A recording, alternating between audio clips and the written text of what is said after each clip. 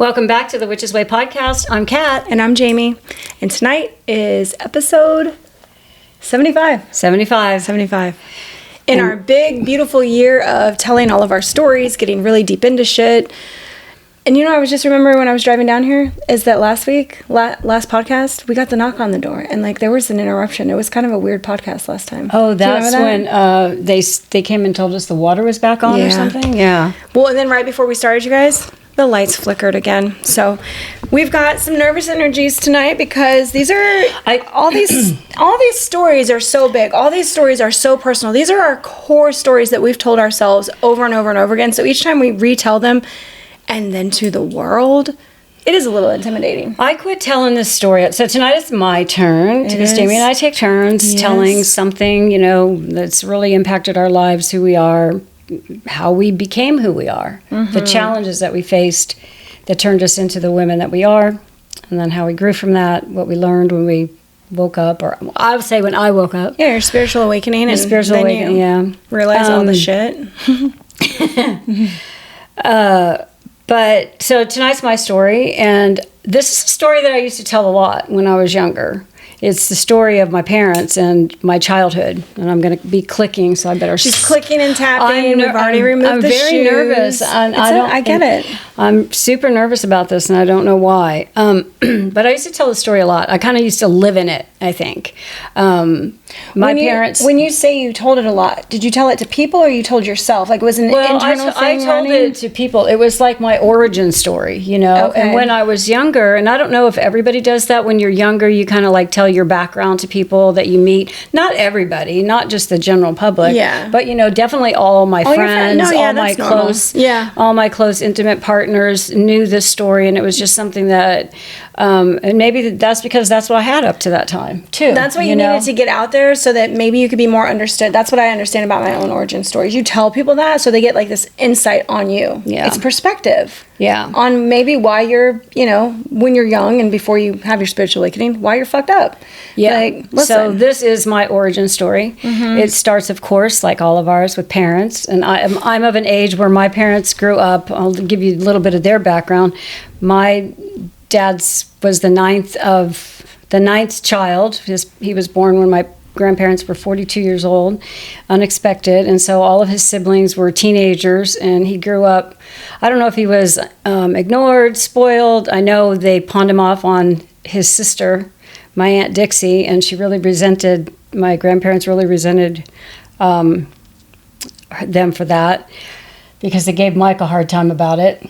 My brother Mike, pawning my dad off. So my dad grew up, not the greatest. And then the brother right next to him, who was 19, was killed in Korea. So then that kind of sent my grandparents over the edge. So then he was wild. He started drinking. He would get in wrecks when he was drinking. He went off to the Navy and ended up in Bath, Maine, where my mother was from. So she grew up in, I think, Portland or Bath. And she comes from a fucked up family, too. The only stories I remember about her are her telling me that when she was 3 years old, her dad beat her mom and left her for dead on the front porch and then left. And then her mother had a big house in, a Navy town, and so she would rent out rooms. And she also told me this, that she was molested by some of the boarders that stayed there in the house. So these are two people that got together with fucked up pasts that then made a baby. And they were like not mature. They were probably 19 or 20 years old. My mom had already been married once. She got pregnant and married to get away from her mother, and had 2 kids within a year of that marriage. So when she met my dad, she already had 2 boys.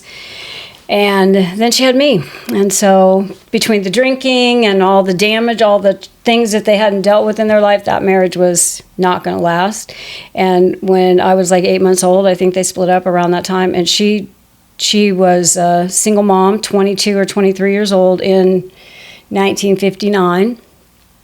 Three kids alone, 1959. Okay, so when women didn't work and didn't have many options.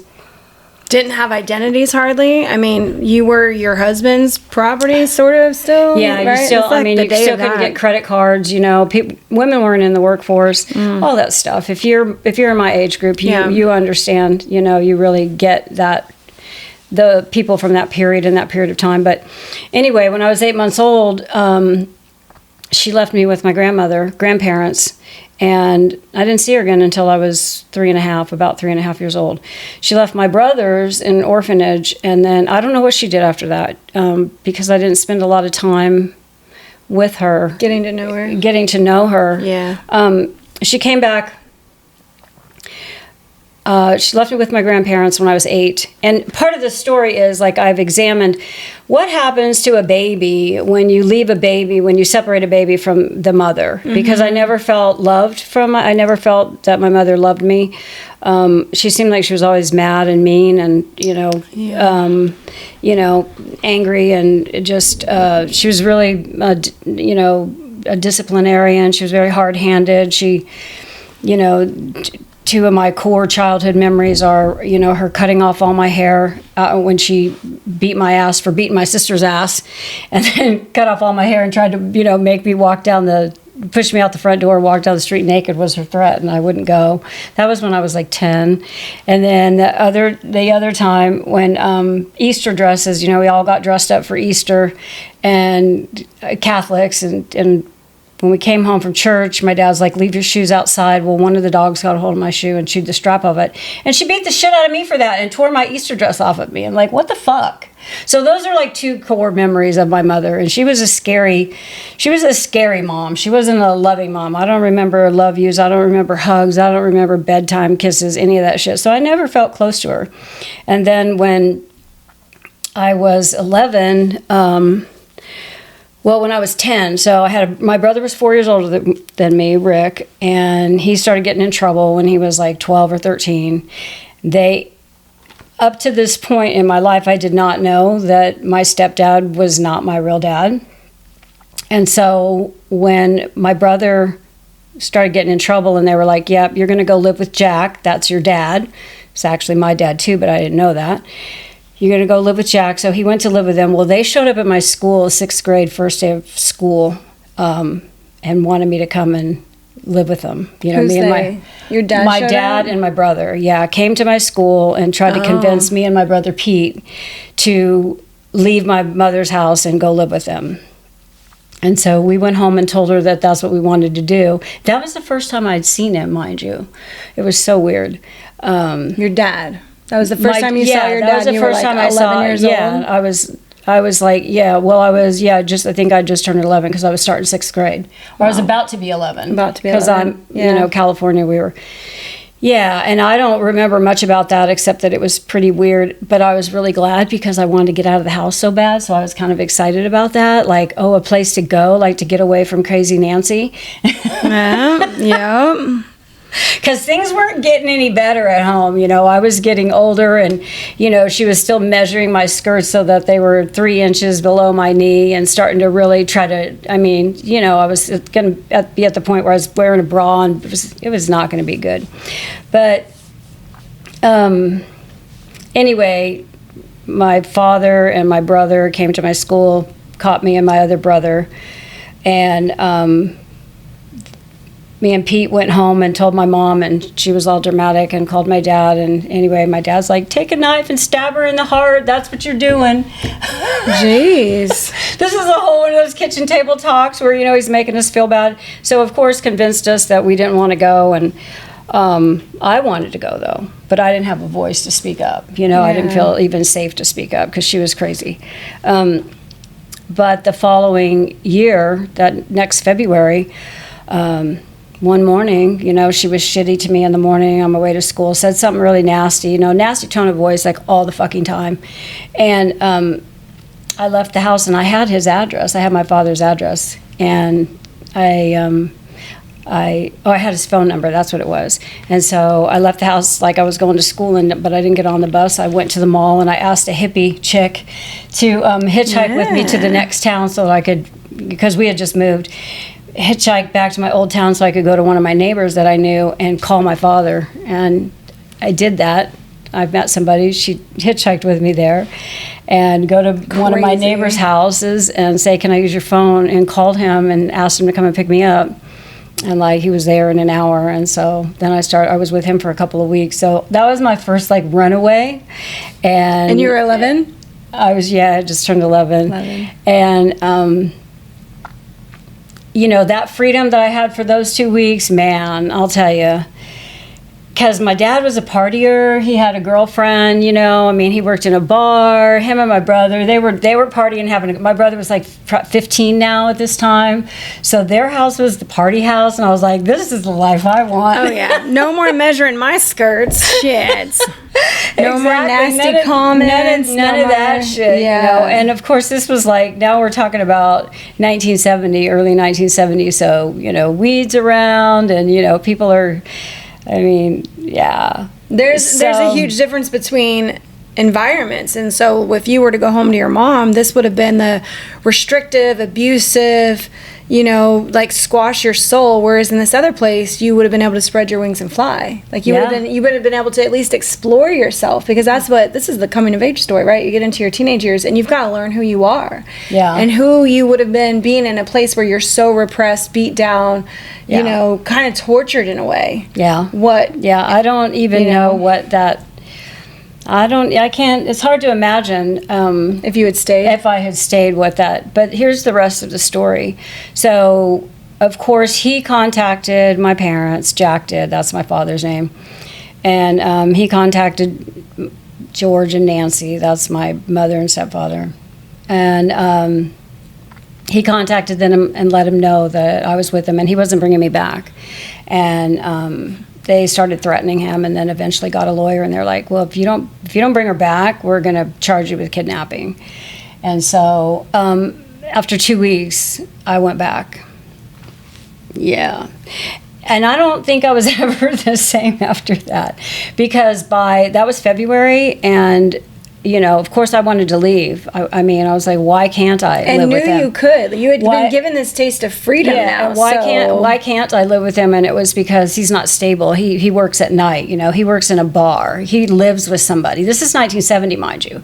When people shacking up, that's what they called it. You're shacking up. You're not married. All that bullshit, right? So super judgmental.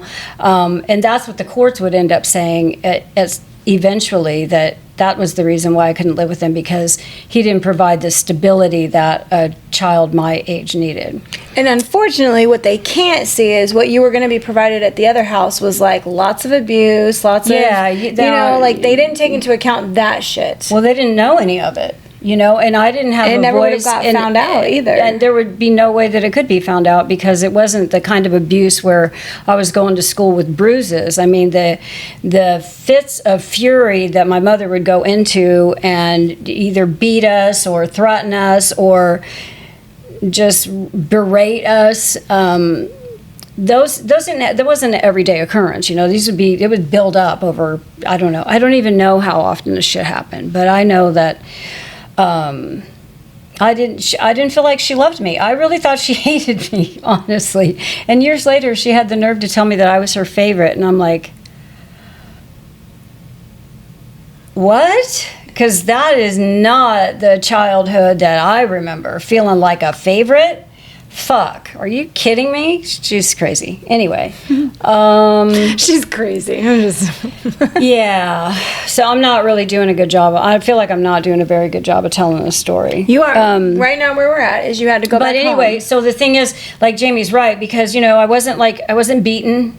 I wasn't starved. I had a roof over my head. So my home life with a 2-parent family and 5 kids and a new house, we moved into a new house, and my dad worked for General Dynamics, so he was an electrical engineer, so he didn't have he was a middle class, upper middle class guy. So that looked like a really good home life. So they had no idea. To the courts. To anybody from the outside looking in, it looked like a real, normal. But we all know somebody whose home life looked perfect and things were really fucked up behind those doors, when the doors were closed. And what I think is such a huge testament to this, because I've spent like 2 days around my grandmother, air quotes, Nancy, because she was never a grandmother. She was never there. Like, we didn't even take out, there were not even pictures of her. Like, growing up, we didn't look at pictures of her. I didn't have any pictures of her. So, like, it was this really weird thing. I was never really around her. And I forgot my whole fucking point that I was going to say, because what I really deemed as like to sort of I hate to say this, authenticate your story, to like understand what you went through. I look at her other children and I look at how fucked up they are. Like, my mom went through some hard years, but ultimately had children and got her shit together and raised us and like did the best she could, even being super poor, but like was always there for us, was like that mother that stood by. Whereas when I look at my grandmother's other children, so my aunts and uncles, fuck. Like, I've got the two other women of the family, scary, Yeah, so those are the two that my two younger sisters. So it was two older brothers. So the kid lineup was, Rick and Pete were the two oldest. Rick, Pete, then me. And then with her third husband, because when she came back to get me when I was 3, she was with a new guy. And I don't know if they were married yet, but they did get married and had 3 kids. And that's who she stayed with for the rest of her life until he passed away a couple of years ago. That was George. And he, George was a good guy. George was a good guy. The only thing that if I was going to say anything negative about George, is that I feel like he should have stepped in when she was beating on us. Excuse me. It's okay. Because he was there. He was there when she cut off all my hair. He was there when she ripped up my dress and just went crazy over the dog chewing the strap off a brand new Easter shoe, which infuriated her. And I guess she needed someone to take, but I was little. That wasn't my fucking fault. Yeah. I mean, where she aimed her anger. Yeah. How she took out her rage, was just, and then, so that's the only fault that I could find in him. But otherwise, I felt like he was a really good stepdad to me. I felt cared for, and he always tried to talk to me like a reasonable person, like calm. I don't remember him yelling, or I don't remember him ever hitting us. He got into it with my oldest brother because my oldest brother stole his car and then wrecked the car and shit like that. And then one time he got a BB gun out and shot the BB gun, and it ricocheted and caught my little brother. So yeah, he like men do when boys get to a certain age. He hit him like a man, which was fucked up. But never me. So anyway, he was a good dad. But where was I? Okay, so 11, now I'm back at my mom's house, and I've had 2 weeks of crazy, crazy time with my dad, which one Friday, one I even drank, which was not anything to brag about, but it was a party. So, I was like, yeah, At 11? Yeah, wow. I looked older, you remember what Jolene looked like when she was 11. Yeah. We tend to look a lot older than we are when we're young, and then younger than we are when we're old. When I was 12, I could easily pass for 17. So, so I looked older, but I was very immature. Yeah. I was very shielded, so I acted really stupid when I look back, and I was like, that was embarrassing. But anyway, so I go back to her house, and of course, I don't want to be there, but the excuse is you can't live with them. So that was what they were saying. But he acted like he wanted me to live with him. So I wrote him a letter and told him that I was going to run away, and my brother found it and ratted me out. My brother Pete, because Rick was gone now. Rick was living with Jack. And ratted me out to my mother. So July 20th, 1970, a day that will live on, because this was the day, besides the day that my mother dropped me off at my grandmother's house, this was this day, what happened this day changed my life forever, because my mother, when she found that letter, she took me in the car and drove me down to juvenile hall in San Diego and marched my ass in there and told him that I was uncontrollable and to lock me up. And believe it or not, in 1970, they did that. They also locked up runaways. Years later, when my daughter was 12 years old and she was pulling crazy shit with me, they didn't do anything. They don't even pick up runaways. Uncontrollable, they don't even, that's not even a thing. But they locked your ass up in juvenile hall in 1970 for that shit. My mother put me in there, and I never went home after that. Ever went home. The next 4 years I spent in juvenile hall and group homes and foster homes, running the streets of not San Diego, but LA, because I got sent to group homes in LA, and that's where I kind of really got out and met people and stuff, and I never went home. And then when I was, and that really changed everything because I became a ward of the state of California. I spent my first time in juvenile hall, it was 6 months and 1 day. I didn't get out until the first time I got out was 6 months and 1 day later. So January 21st, 1971. It's weird how I can remember these fucking days, but they're like seared into my brain because these were monumental times in my life when it was shaping me. And so by this time now I'm 12. And I started my period in juvenile hall, and I really kind of went crazy in there. Define crazy. I used to do, this is going to sound so stupid, but we used to do what we call start riots. We would start like banging on shit and yelling and just causing, because we'd be locked in our rooms. And you get a couple of people going, and then you get the whole unit going. Because it was just like, a big hallway with doors that they locked you in. It wasn't... You were like in jail. It was almost. Jail. Yeah. There was high fences. There was no going out into the yard. There was no... you went into a room at night, click, and you were locked in for the night. And that was it. And... so I did a lot of crazy shit in that first 6 months. I kind of went nuts and... got put in solitary and just, I was just, I don't know. Did you feel nuts? I just felt really, I think I felt a lot of rage, Sure. And the injustice. I think I felt a lot of rage because it was during this time when, because there's court happening, right, when all this is going on. Because you get in there and then you got to go to court, and then the court's like, okay, well, now you need a social worker and we need to know what's going on. And I'm like, I have a father. He lives in El Cajon. I want to live with him. And this is when the court is like, he's not stable. He works at night in a bar. He lives with a woman and her daughter. And then, of course, my brother was in trouble. So it was like this whole house that the court didn't deem was an appropriate place for me. But locking you up was. Yeah, but locking me up was, and trying to find a foster home. The problem with me was that, foster homes are hard to find, and especially for kids that age. And then group homes, I hadn't done anything, like I hadn't broken a law. So there was really, the places where I could go were limited. They sent me at one point to a Crittenden, which is a home for unwed mothers, because it was like the only place. So it was like all these pregnant girls in this big 3-story house in Highland Park, which is part of LA. And that's where I met my first boyfriend, lost my virginity in an abandoned house. And you lived with a bunch of pregnant women, got your first boyfriend, and then lost your virginity. This is the whole scene of it. It's like...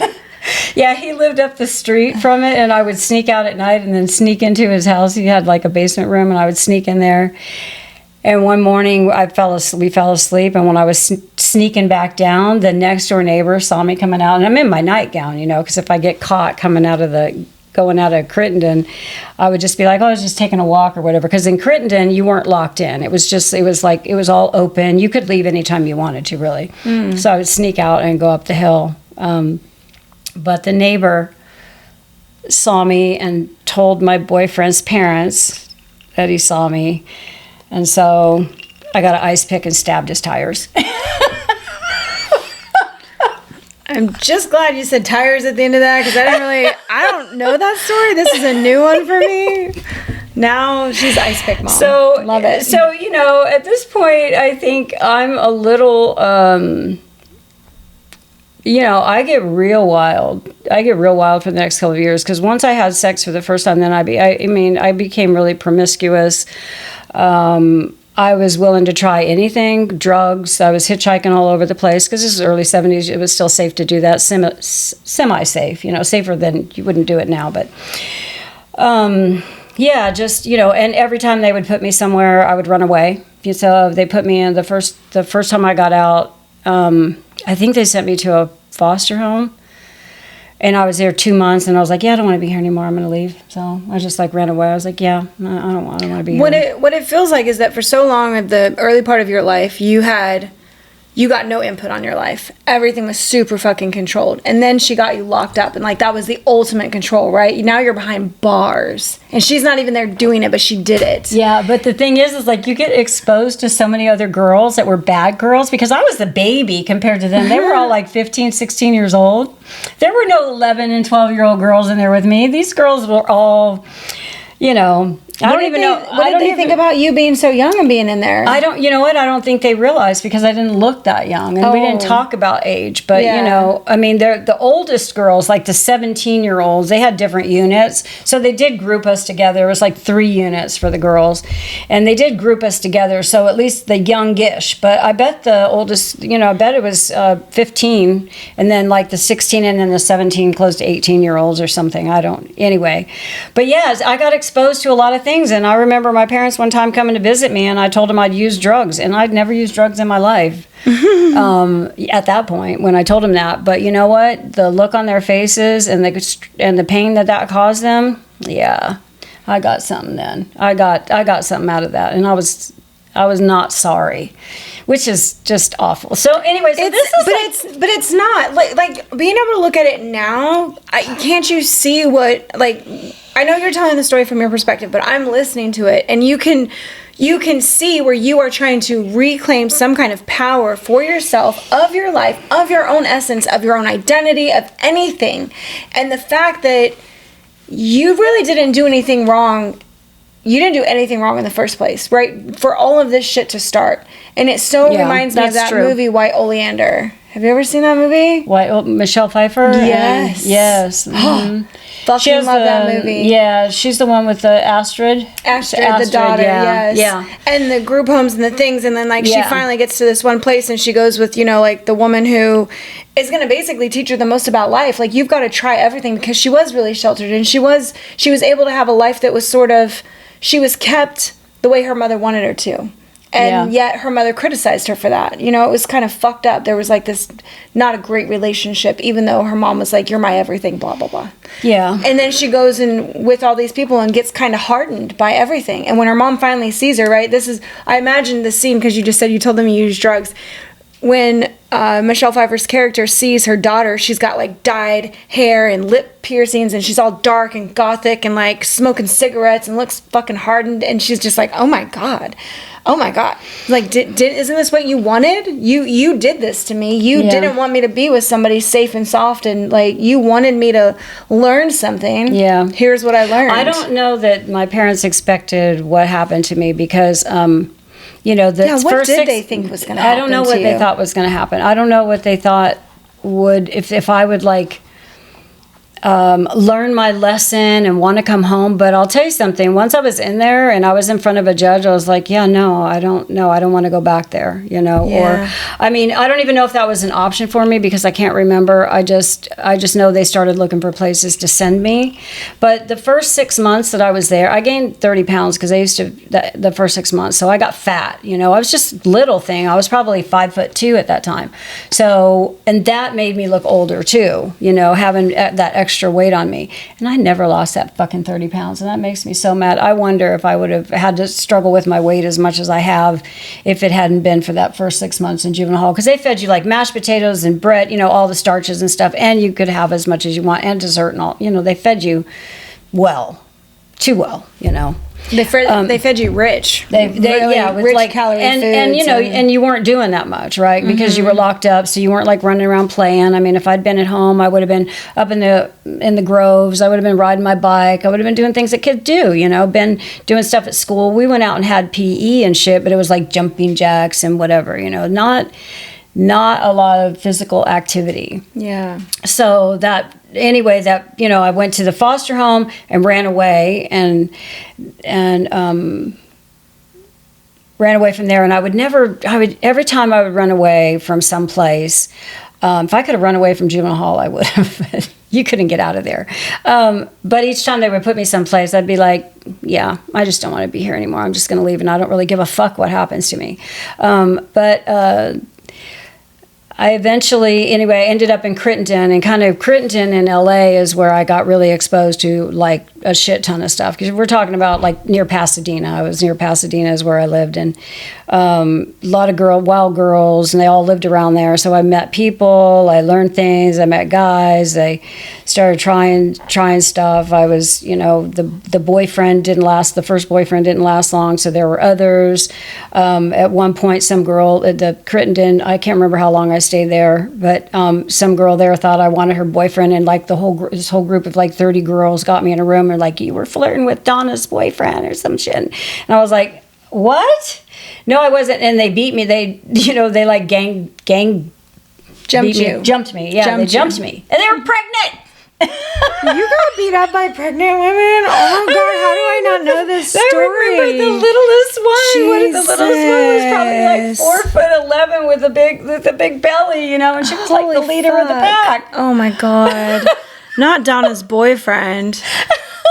Because supposedly I flirted with Donna's boyfriend, Donna Moran. That was her name. And I'm like, because I said hi? So, yeah, that kind of shit. And then back to juvenile hall. So every time I would get caught, go to a place, go through some shit, run away, get caught, get sent back to juvenile hall, start going through the court system again. They find another place for me. When I'd run away like 2 or 3 times, by the third time they're like, "Oh, okay, now you're just defying our court orders and shit because you're not staying put." So one of the last times, they sent me to a place called Las Colinas, which is now a county jail, a jail for women in San Diego. But it was a girls' facility back in the 70s. A girls' facility Where they sent bad girls like me, and I got like after you had to like work your way through these programs, work your way through a program where you started off as a novice and you had to spend so much time and do these things, right? You had to work a program to get out of there. It's similar to what my daughter Jolene told me about, because I locked my own daughter up when she was 13 because I was worried she was gonna like die or something, because she just was out of control. She was running away and very rebellious, super rebellious and disrespectful, and fuck you, I'm gonna do what I want kind of shit. And I had to have her locked up. I felt like for her own safety. So it was like that. We had to work a program. But anyway, I was in there for a month or 2 months or whatever, and they're like, "Okay, you've earned a furlough now." So my old foster family were like, "Yeah, she can come and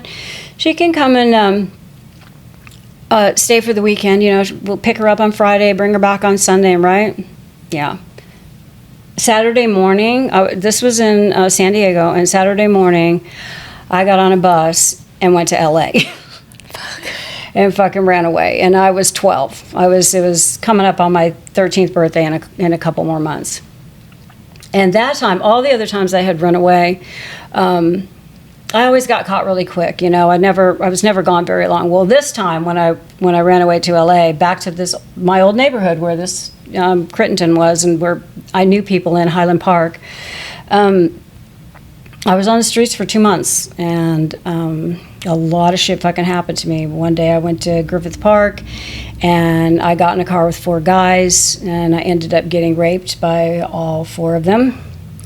It was not a hold you down, beat you up type of a thing. It was a, we're gonna do this, and you can either accept it or not. So I just laid there while each one took a turn. Yeah. And I remember this story growing up. And then in the morning, I was in a room where there was a door to go outside, outside door. And in the morning, when I woke up, I could hear him in the other room, and I just went out that door and left. So nothing ever, I blamed myself for that because I got in a car with 4 guys, which wasn't safe. But it sucks that you blamed yourself for what they did to you. Yeah, I think that sucks. I get that you did something that was unsafe. That doesn't give them the right to do what they did, though. That is not your fault that men were that horrible. Well, the other thing was, I was willing to go along with drinking and doing whatever drugs anybody had, too. So, I mean, it's like you get yourself in these situations. I don't know how to. I don't blame myself, but I just feel like, God, was that... I would really make some dangerous and risky... I took a lot of risks. I hitchhiked across country when I was 16 by myself. because I needed to get back to North Carolina. So let me finish telling you the sordid tale of how Kat got really fucked up and closed and then decided that this is how the walls got built around my. Well, I already want to bring something else up. I can see how you not feeling loved or worth anything because you got sent away and locked away and all the shit. And so if nobody else found value in you, how do you find value in yourself? And so that's why all the really risky fucking behavior, because who are you staying alive for? Who's loving you? Who's taking care of you? Who are you going home to? It's like, for our brain that says we need people to feel safe, we need a community, we need to be like accepted, we needed all this, and you had none of that. How and when and where did you find your love and acceptance? It was through all these crazy acts. It was the attention that you got that was small and not the healthiest, but it was attention, and it was a group, and you knew people, and there was like some semblance of a tribe there. Yeah. But when you think about how you really got pushed out of your tribe, and I speak about this like from a, the old brain, the monkey brain of like, acceptance and psychology and all that. That is why you were like, who fucking cares? I mean, deep down, like the self, not being able to have the self-love because you weren't shown that. You didn't know how to feel it. You didn't see outside love coming to you. Where was your worth ever built? So that's what, this just reminds me of how it's not just your walls, because I know your walls very well, but your self-worth. And this is the relationships. Yeah. I mean, if I wasn't already damaged from, the mother wound, the abandonment of my mother when I was a baby, not having your mother for that long, I don't know what I would have. I don't know how I would have turned out if all this stuff hadn't happened to me, but. A lot of bad shit happened at one point during this time, because at one point during this time, my dad got a girlfriend and got married. And so then, of course, and the court was always like interacting with my parents and like, thinking at some point in time I would end up back home. And when my dad got together with his second wife, Betty Lou, then he had a stable home. So now I'm like 13, close to 14. And they're like, he's like, yeah, I'll take her and she can come and live with me. And I don't know if they were married at that point actually yet, but now it's like 73 or whatever it is, and people aren't so freaked out about couples living together, or they were going to get married. I really can't remember. But that shit lasted 2 months because, crazy Betty Lou.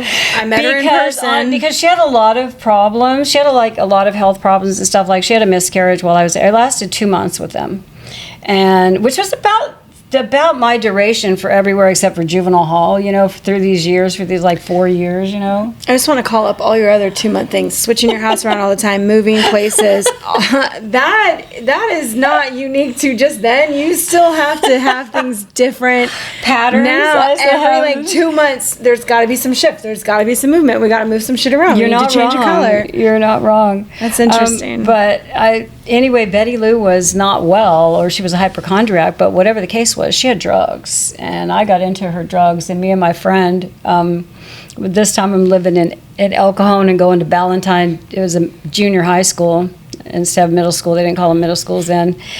Ballantyne. And anyway, I didn't last very long because, I had a fucking attitude. What do you expect, right? And they didn't really want me there. So anyway, one day I come home from school, and Betty Lou is sitting in the chair in the living room smoking, and there's boxes stacked up around her, and she's like this.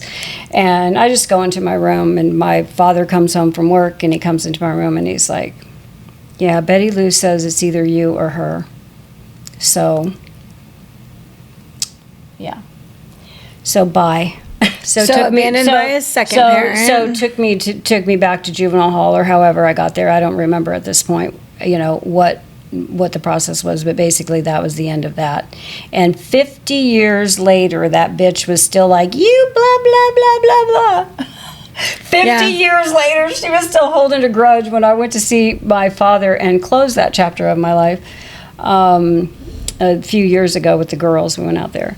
So that happened. Let's see, what else is something that's like really big? So yeah, father abandoned. And, you know, I don't, there was like a minute when I went home for like 3, there was actually like a very brief period, and I can't remember how things happened chronologically, but there was this really brief period where I did go back to my parents' house, and I remember because there's pictures of me and I was pretty chubby, you know, I was like short and chubby, and they put me in a fucking religious school. They thought that was a good idea, and they put me in a religious school, and you know, of course, I was worldly by now, and I knew a really dirty poem, and so I was on the playground swing, and I was swinging back and forth and reciting this poem, and it goes something like this. Oh boy, I don't know. In the garden, as everyone knows, lives Adam and Eve without any clothes, and in this garden there was a breeze. Anyway, there's something about a fig leaf, and then there was a breeze, and now there are no leaves. And I knew like the whole thing. It was really long, and it was very graphic. And I'm on the swing, and I'm telling it in all these little. And I'm in a religious school. Yeah, I was gone after that. She knew what she needed to do to leave. She knew she just needed to have like the right nursery rhyme to get kicked out of there. I don't even remember when that was, but I know that was like, it was such a short period of time that I only remember the one picture that I can see myself with, you know, where I'm like super puffy, and then being on the swing, them sending me to a religious school. Are you kidding me? A religious school? Oh my God. You want to know what's interesting now? Because just saying that, I realize that another pattern that I see for you is that whenever you want to change shit, you just rebel against it. You're like, yeah, I'll get you to decide. Like, I'll make you want to make me leave. Like, I don't even have to do anything. I'll just do this shit here, and you're going to decide, and you're going to make that move. When have I done that? What are you talking? I don't. Is that my relationship? No, I mean, this is the years that you're talking about right now, right? Like, you knew the things that you were doing, the running away, the doing this, the bucking the system, the fuck you, I'm going to, like, you know. Yeah, it was basically a big fuck you. Everything was like, I'll make you do what I want you to do, which is I don't want to be here. So I'm either, like, I'm going to piss you all off, and you're not even going to want me, and then I'm just gone. And it all started from somebody... It all started from this, like, misconception of, like, you just wanted to go and live with your dad, who you've never been around, who you thought this could be a different way of living that was better than your mom's house. Yeah. You know? Yeah. And who knows, I mean, and I felt like it was really shitty that I didn't know, you know. This was a big secret from me. I didn't even find out that I had a different dad from all the other kids until I was 10. And, you know, so I'd been being lied to, which, you know, I was like, what the fuck? What the fuck is that shit? You know, why did they do that? And when did they think that I remember when I would go to school, they would always have my name wrong, and it would be the same last name as my brother's, and my parents would blow it off as, oh, they just made a mistake. But because my bio dad adopted my brothers while he and my mom were married for like 3 years, so we all had the same last name.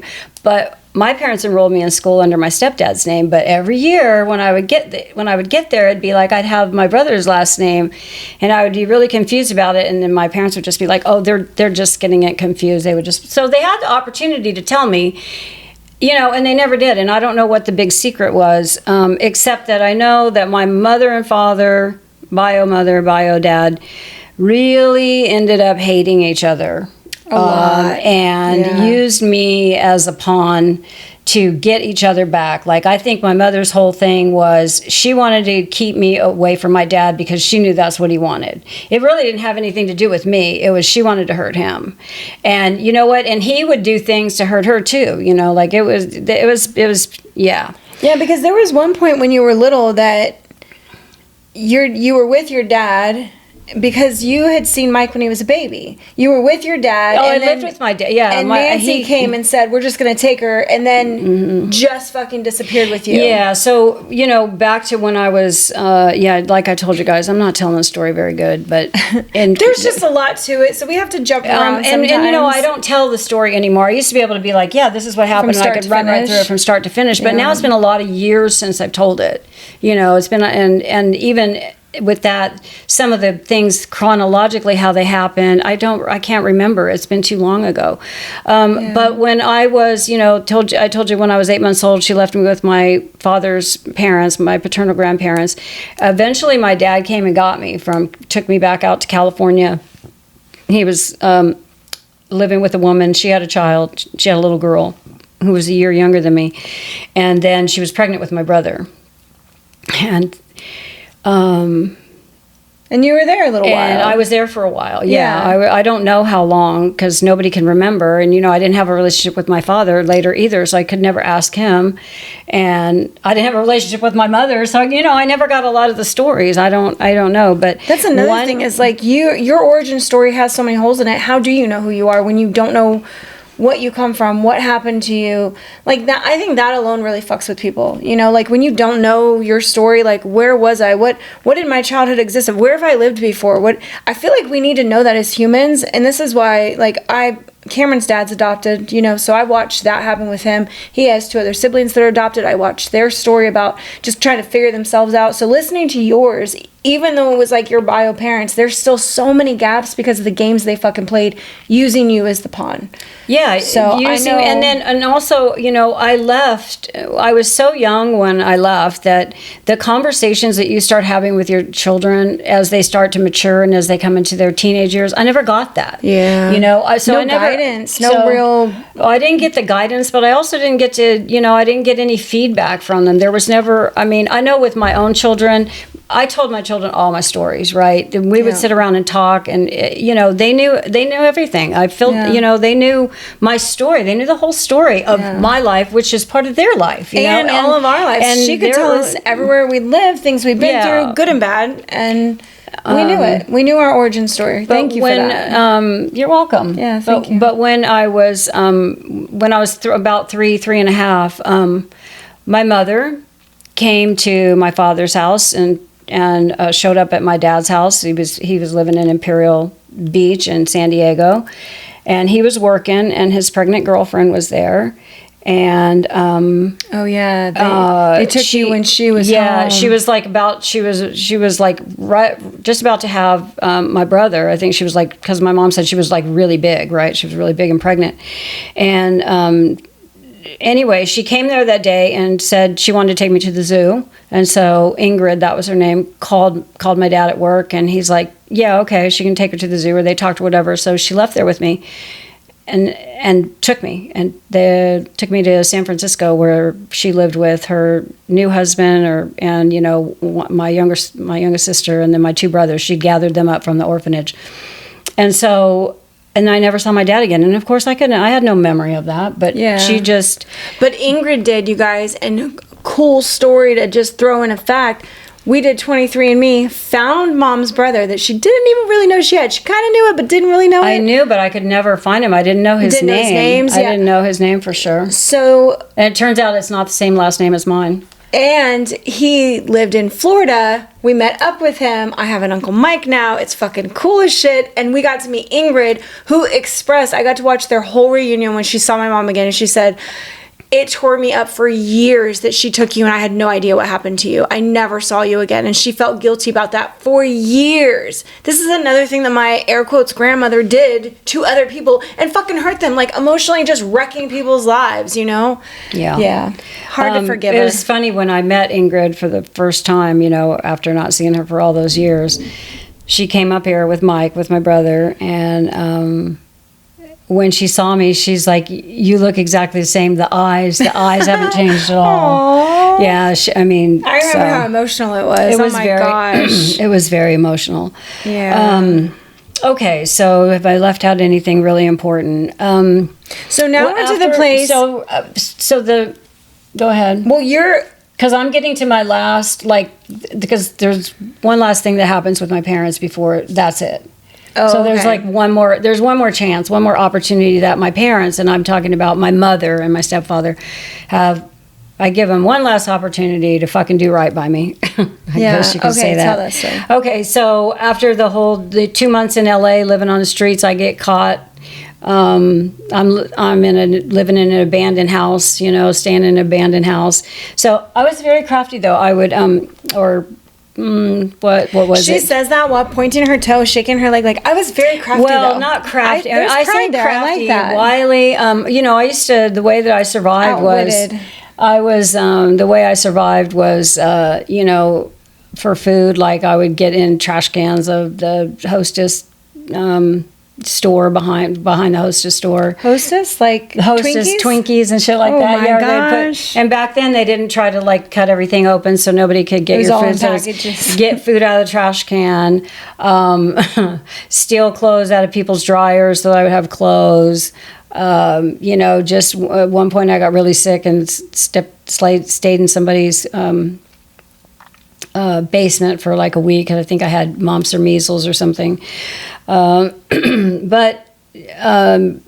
then there was another guy during that time too. And one day we were walking down the street, and he was really, really high on something. I don't know what, but we were just walking down the street talking, going to his house, and he grabbed me around the neck and just started like, like just beat the fuck out of me, like in the face, like really beat me up, and for no reason, like just out of the blue, for no reason. I don't know what we were talking about. We weren't fighting. Nothing was going on, and but I still went to his house with him. So whatever. Fuck? Yeah. But then his brother came in. I remember his brother came in and saw me, and asked what happened. And I don't know if he smarted off and said that then his brother beat the shit out of him. Oh my gosh. So anyway, I'm living, and by the time it's almost 2 months of being a runaway, I'm like, I really just wish I could get caught. I'm about ready to turn myself in because this is exhausting. Yeah. I can't keep living like this. I mean, it was getting really difficult. And there was an abandoned house, a 2-story abandoned house in a neighborhood that I knew that I stayed in. I found like a mattress, I found a pillow, I found a candle. Well, that candle's what got me caught, because I would light that candle when I would go up there at night, and the neighbors called the cops. And then one morning I got woke up by the police, sleeping on the floor in this abandoned house, and they took me in, and I was relieved, I was ready to get back and get on with my life. So I go back to Las Colinas, and this time I worked the program. This time I'm like, okay, I'm going to do what I need to do because I'm tired of this shit, right? I've been crazy. You did the freedom thing. I did the freedom thing, the rebellion thing, and it wasn't, it just was like, it was getting old. And so I started working the program. I had a really good counselor who would talk to me, but at one point a girl comes in there, and for some reason, have you ever met somebody? I'm going to tell you a terrible thing that I did because this is who I was at that time. But anyway, a girl comes in there. Her name was Becky Chisholm.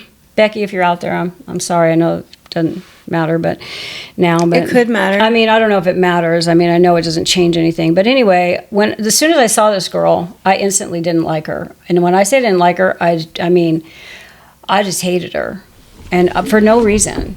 And I didn't even understand why until years later, when I saw a picture of the Ingrid's daughter, Vicky. And I remember this story. Ingrid's daughter, and that girl Becky looked exactly like Vicky, and all I could think about was that Vicky was probably mean to me or something, Yeah. Because my reaction to this girl was it was just like instant. And me and another girl jumped her in the bathroom and scared her so bad that she ran away. She ran away from Las Colinas and then got in trouble, and then I got in trouble. But after that, I started getting my shit together. I worked the program. You had to graduate through all the program. I worked with my counselor. I really liked her. Her name was Marilyn. She was this black lady. She was beautiful, and she was super smart, and she just really knew how to reach me. She was like the first person that really talked to me and could reach me. They found me a foster home with Tom and Donna, and they had 3 kids. The kids were close to my age, and I went and lived with them for I don't know, I was there for about 1.5 years living with them, and that was like stability finally. The only thing about them is we had to go to church every weekend, but you do what you got to do, right? So it's like Sunday we spent time in church. So you stopped seeking freedom and started sucking it up a little bit because you were looking for something better. So you started to put in that work of it's not always going to be comfortable. I do have to work at this. I don't get to do whatever the fuck I want. Exactly. I mean, I was at that point, and so I'm 14 now. 14 going on 15, and 1.5 years I lived there, and this was during the gas shortage. So I remember sitting in line with Tom, my foster dad, sitting in lines to get gas. So it was that period of time.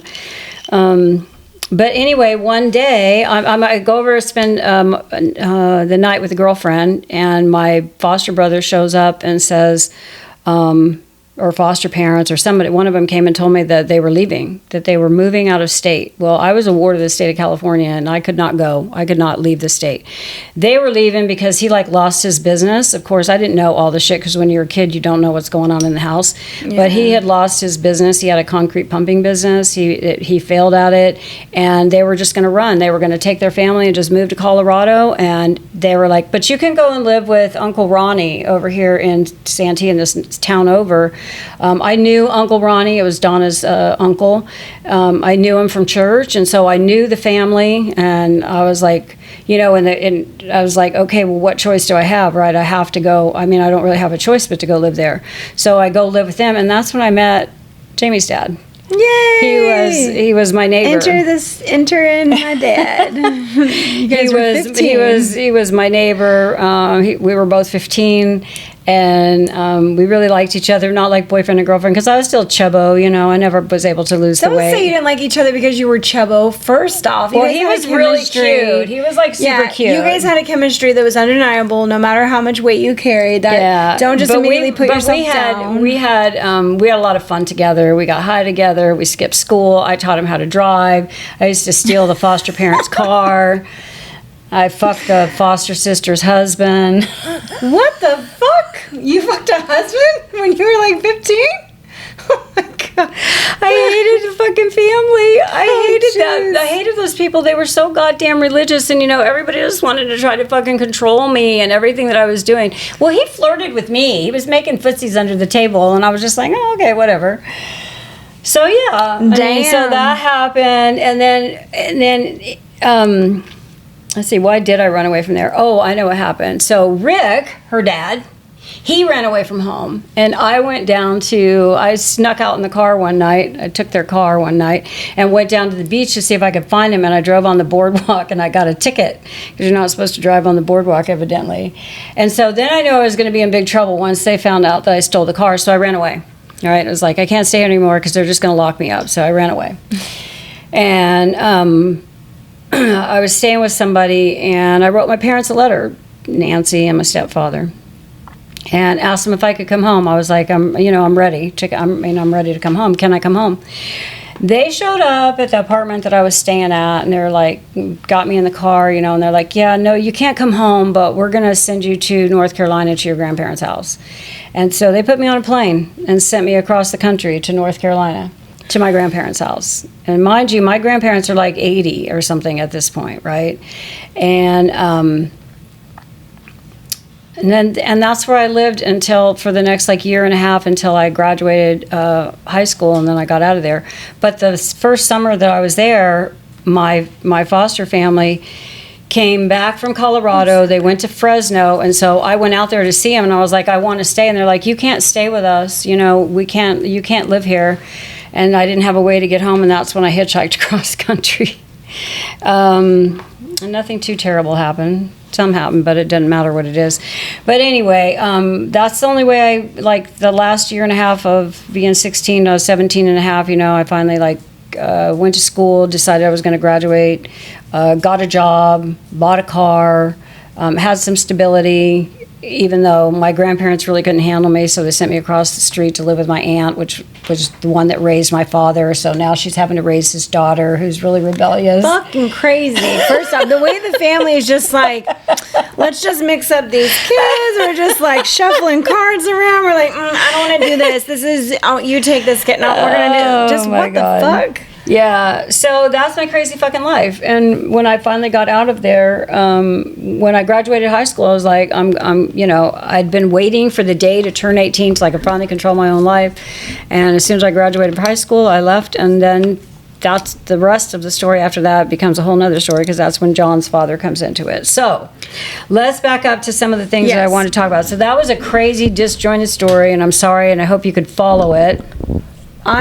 I think that Mr. Tankers has to go to the bathroom so bad that he came out here and now he's going to the door and still whining. So okay. And I'm gonna take a short break. Kat's gonna stay on, but I'm gonna just go let the pups out because he seems pretty serious. Yeah, okay. He doesn't usually bother us ever when we're working. Yeah, that's fine. So I think what I'm gonna back up. So you got the story of all the shit that happened, right? And the thing that I think when I look back on time through my life and see like why was I so at the points where I was like really promiscuous or was very rebellious was almost to the point where I put myself in danger and didn't really care if something happened to me. And, I've tried to, I don't know, I think when you are pushed around like that or like sent here, sent there, you can't go home, you don't really have parents, your parents just are like, fuck it, we don't want you. The court's like, well, you can't go here and then you can't stay there and the foster family leaves you. Like everybody fucking leaves you, right? Everybody fucking abandons you. And this like, because the next years, through my 20s, I really got heavy into drugs for a long time. I did the escape thing. So, but I feel like sometimes I'm still dealing with my worth, because when you're a parent, when your parents abandon you, like, what does that say? They don't love me, right? Nobody loves me. I'm unlovable. I'm unworthy. I'm not worthy of love. I'm not worthy of this, security. So, then you just start acting out, or at least I did anyway. Other people may withdraw, but the way that I handled it is I acted out in a very rebellious and, illegal and just you put yourself in danger because there wasn't worth. I just, I really went off the deep end and, I just really fucking didn't care about anything or anybody, at this, it's just like, why?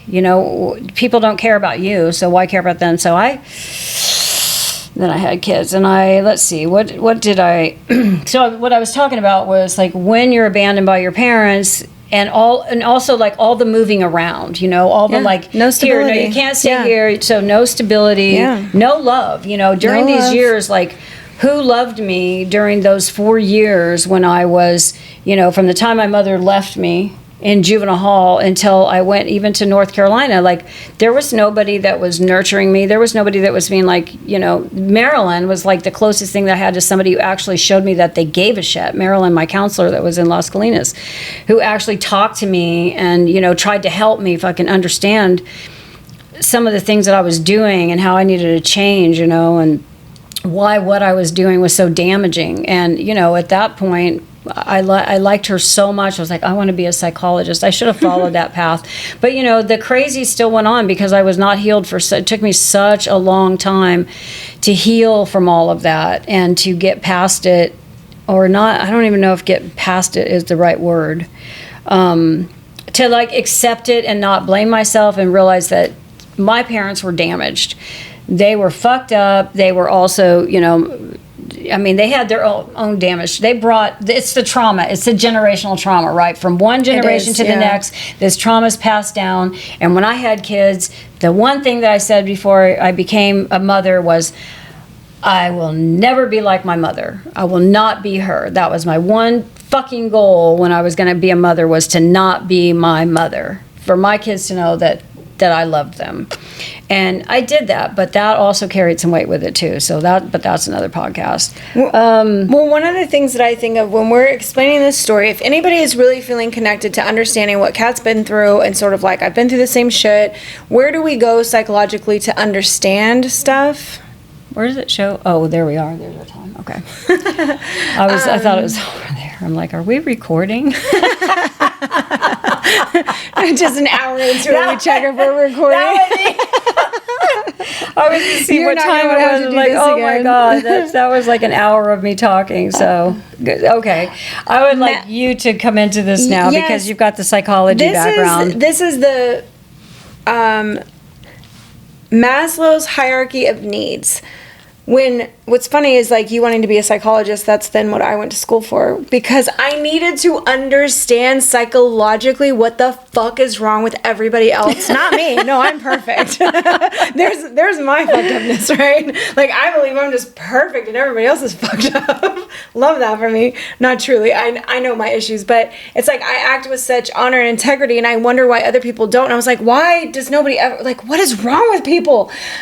So I learned about, I always get his name, Maslow's hierarchy of needs. And if you guys have not explored this topic, it is so fucking interesting, and it will really help you understand where people are operating from. That's the most important thing, is that when we run across people that are just, you know, going through a bunch of shit, and then you learn their backstory, like what Kat just told of hers, when you do not have your needs met, you are operating from such a baseline of like, I just need food and shelter and fuck everybody else. Like, you don't even understand. I'm going to pretend like I'm in this game of, you know, yeah, we're going to hang out every day. But truly, at the end of the day, I don't know where I'm sleeping. I don't know when I'm going to get food again. I don't know where my next thing is coming from. I'm not secure for the next 24 hours. Like, this is level 1 of, like, if these needs are not met, there is nothing else that can be done. Your brain literally can't learn anything new. You're not going to function as a person. Forget fucking reflection and spiritual insight and like actually thinking about what you're trying to do. You're in pure survival mode. And we talk about this in the spiritual world for sure, about like operating from survival mode. In order to, you know, create a witchcraft practice, even if you're operating in survival mode, doing something like that, tapping into that is so far-fetched for you, because you're like, I'm just trying to survive my situation. That's why we talk about, like, when you're at that place, life is fucking hard. You need to get out of it. You need to change it in whatever way that you can. Operating from just like not having your needs met at all, not knowing where your security comes from. Yeah, never feeling, you know, instability, abandonment, and then, you know, feeling unloved, which equates to I'm not worthy. I have no self-worth. Yeah, and then just not having basic needs met, like not having stability, not having people, not having a home. You know, I didn't have a home for like 4 years, you know. I mean, foster homes, the longest foster home was like a year and a half. The others were like 2 months. I would say from the time you were like 11, you really didn't have a home, because I mean, that decision was made by your mom. Like, yeah, for sure. I mean, from the time she put me in junior hall. An 11-year-old, like, that is such a baby. When I see, oh my God, you guys, so when young. When my grandsons were that age, and I would see the little girls that they would, you know, that would be around, that would be in that same age group, and I would look at those girls and I would think, my God, I was a baby. Even though in your head, I know that you felt and you did grown things, but like when you see an 11-year-old now, you're like, I really get it. I was really baby. You were. I was really young. Yeah. That's so young and so little, and like you don't fucking know anything. Yeah, I will always hold some kind of like feeling towards Nancy about abandoning you at that young age, like to not even believe that you had longer, to not even give you any chances. Like, so you said you wanted to live with your dad, that's a reason to lock you the fuck up? Like, what? You know? Yeah. How unfair. Like, that's where we can get stuck. This is why we self-medicate, right? This is why we go into things, because when the world has felt so incredibly unfair, where do you find happiness? You got to make your own. And sometimes that is just masking all the shit that you don't want to deal with. A lot of us scrolling on our phone is masking, right? We're all trying to like fill that space where things are not healed or said or done, or the shit that we still think about, we ruminate on, we mask it with something. Yeah, well, you know, it didn't get any better, you know, when I got older, because my dad didn't want anything to do with me. You know, once he got the new wife, then, you know, like, he didn't want to have a relationship with me. I would try, you know, I'd intermittently try to reach out to him, and I would get, like, nothing.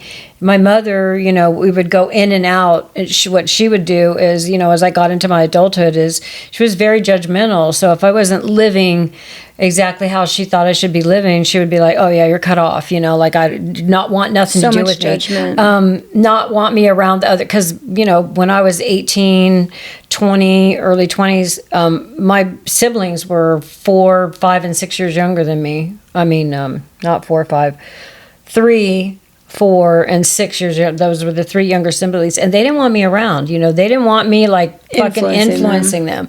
So there was like, yeah, no, you can't come and see us. No, you can't.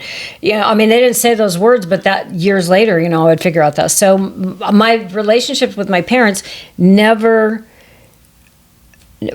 My father definitely not healed. I didn't see him for like over 40 years until I just decided, a couple of years ago that I needed to, after I found my brother and I knew where he was, I just, decided that in order for me to have closure, I needed to forgive him and tell him, she needed to go say her piece. I needed to go say my thing. And I just wanted to close the door on it, right? I didn't want to not have that final say because he was getting older at that point. He was like 85 or something. And so since I had that opportunity, I went out there and I took my girls, and I don't know if I knew what I was going to say, but his wife was super nasty to all of us when we were there. And he was a weak old man, he was like pissing he was using a walker, and he had a thing of piss, that he pissed into a bottle or whatever. It was just, I was like, damn, and then you see your parents like that. I was like, fuck. And all I told him then was that, I forgive him and I love him. And I don't even know if I meant it when I said it, but I said it because I felt like I needed to say it. And he told stories about, he told some stories to my girls. He did? About, when I was a baby, things that he remembered, and he had like all the details of it, but so what was neat about that is he never forgot you. It's not like he wrote you off. We also learned that your own fucking mother, my air quotes grandmother, told him that's not your child. Why do you want her anyways? Yeah, she told him that I wasn't his. So that's why he just kind of stopped. It was like, wow, that's not even my daughter. And that shit, my brother told me, I think my brother told me that. Did Mike tell me that? I don't remember, but anyway, yeah, I know my mother told him that I wasn't his, and of course, when I found my brother, and my brother is still talking to him, so when Jack tried to say she's not mine, and he's like, DNA says otherwise. Right? Yeah, 23andMe. Because my brother is the spitting image of my father, so there's no denying that that's his kid, and so if I'm his sibling, then you're definitely my dad. Yeah. It's pretty crazy. Yeah, fucking crazy so just shit. The hurt that other people tried to do to each other, that shit ripples. I mean, this is why it's such an interesting thing. I never talk about like a threefold rule. I don't know that I necessarily believe in it. Whatever you put out, you get back threefold. It's not that I believe that whatsoever. But there are times in life, in stories, and things that we have found that when we do something, that shit truly comes back to you. And it comes back in different ways that doesn't just hurt you, it hurts people around you. It's like it doesn't fucking stop when you've made a mistake sometimes. It just keeps perpetuating. And I know from my mom's perspective, she told us growing up all the fucked up things, and she said, I never want to be like that, and there would be times when we would be talking in the car, because that was really the only time I could talk to her. We would drive around wherever the fuck we were going. We'd drive in, and it was like, okay, story time, let's go. Like, this is when I have my mom alone, because otherwise she's working 3 jobs and I don't see her that much. And I remember her saying, like, if I'm ever like, you tell me, I never want to be like this, you better tell me if I'm ever like, this is who I don't want to be. And I remember thinking, no, I mean, there's things, but they're outside of your control. Like, you can't be a fucking around-the-clock mom all the time, come to everything, like, be available because you're trying to support us. So I never had any, I didn't hold any grudges to the way that she had to live her life to support us, 3 kids, on her own. And everything that she did for us was like, yeah, I don't want to fail. Like, what she instilled in me is I didn't want to fail at life. I don't know, air quotes, that's not even really a thing, but like, I had this idea of what I wanted my life to look like, because her hard work should also show up in my life. So I remember when I was young, and sometimes I would get compliments like, you speak very well for your age. That was a weird compliment to get when you're like 16. I was like, what? I didn't know. How do people speak bad? I mean, whatever.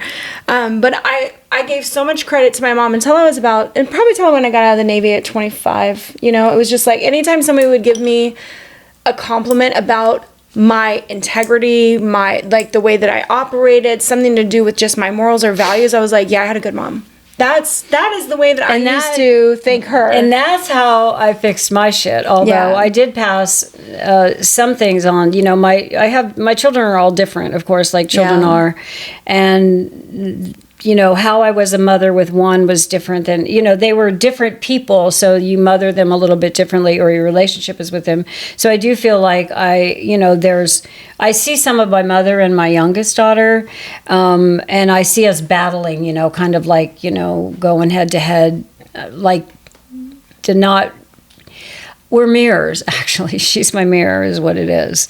I see myself in her, and I think it makes me crazy a little bit because I don't, you know, even when she was like 11 and 12 and I was trying to stop her from doing the shit that I fucking did, that I knew was dangerous, like getting in cars with guys and going with 16-year-old guys. I know what's going to happen. What happened to me when I was 13 and got in a car with 4 guys?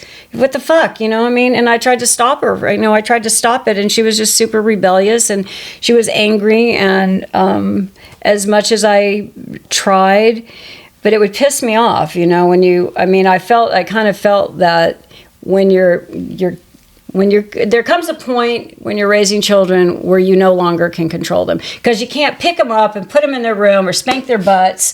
And there's no timeout. There's no more timeouts. You know, they're past that stage now. Now they're like coming into their young adulthood where they're needing to break away from you. And that was something that I didn't really understand. But you know, Jolene, she just started early, and it was not safe. You know.